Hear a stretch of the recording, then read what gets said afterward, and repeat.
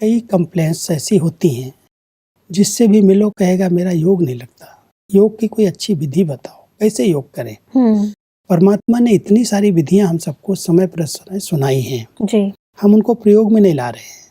जैसे बहुत सहज विधि परमात्मा कहते हैं, बच्चे सारी दिनचर्या के अंदर कुछ सेकंड, 1 सेकंड, 1 मिनट बीच बीच में संकल्प को ब्रेक लगाओ, जी। स्टॉप करो, शुद्ध संकल्पों में रहने की आदत डालो। अगर शुद्ध संकल्पों में हम रमण करते हैं तो शुद्ध संकल्प क्वालिटी के होंगे। शुद्ध संकल्पों का विस्तार नहीं होता। तो जितना हम अच्छा चिंतन करते हैं, संकल्पों को अच्छा भोजन देते हैं, अच्छे विचार देते हैं, और जो बातें हमारे विचारों को अशुद्ध बनाने वाली हैं, वो अश्लीलता जो है उससे हम अपने आप को किनारा करते हैं। तो जो परहेज रखते हैं और परमात्मा की बताई हुई युक्तियों पर अटेंशन देते हैं, बीच बीच में मुझे संकल्पों को स्टॉप करना है, जितना हो सके अंतर्मुखी होकर के अंदर को अपने आप को देखना है। तो ये जो विधियां दिनचर्या के लिए सवेरे से रात तक बताई गई हैं, अगर इनको कोई विधि पूर्वक कर रहा है, उस पर अटेंशन रखता है, तो उसको योग लगाने में मेहनत नहीं लगती। ये कंप्लेन सदा के लिए उसकी समाप्त हो जाएगी। लेकिन वो योग को भी यथार्थ नहीं समझ पा रहा है।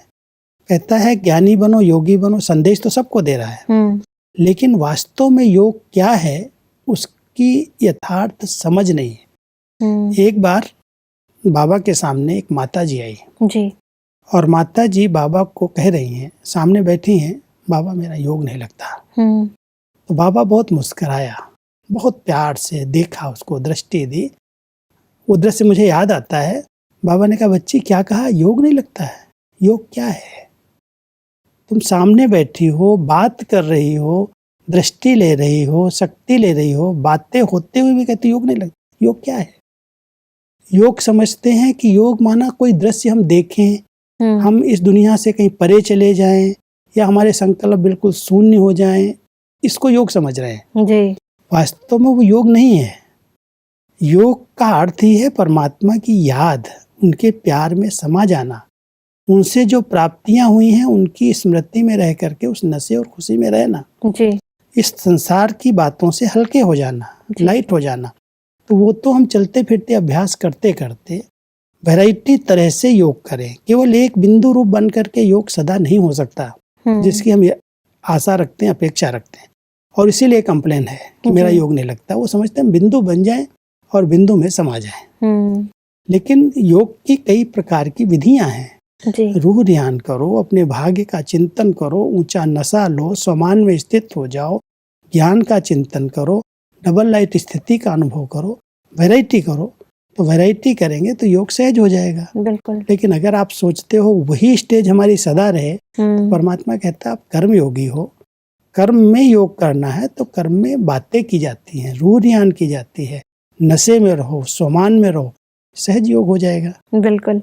कई बार कोई छोटी मोटी बातें आती हैं, हर एक प्रवृत्ति के अंदर, गृहस्थ व्यवहार में परिस्थितियां आती हैं, तो उसका मुझे सामना करना है, उसमें सहन करना है, शक्तियों को यूज करना है। उसकी बजाय हम समझते हैं बाबा आप मदद कर दो, आप आशीर्वाद कर दो, आप कृपा कर दो। बाबा कहते हैं ये तो तुम्हारे संस्कार जो है भक्ति के हैं, बच्चों के संस्कार नहीं हैं। बच्चे कभी परमात्मा से, पिता से डिमांड नहीं करते, मांगते नहीं, आप तो अधिकारी हो। तो परमात्मा को भी देख करके बड़ा रहम आता है कि मेरे बच्चे हो करके मेरे से मांगते हैं। विधि बता रहा हूँ, हिम्मत रखो, कोई भी कार्य है, कोई भी बात आती है, आप एक कदम तो आगे बढ़ाओ।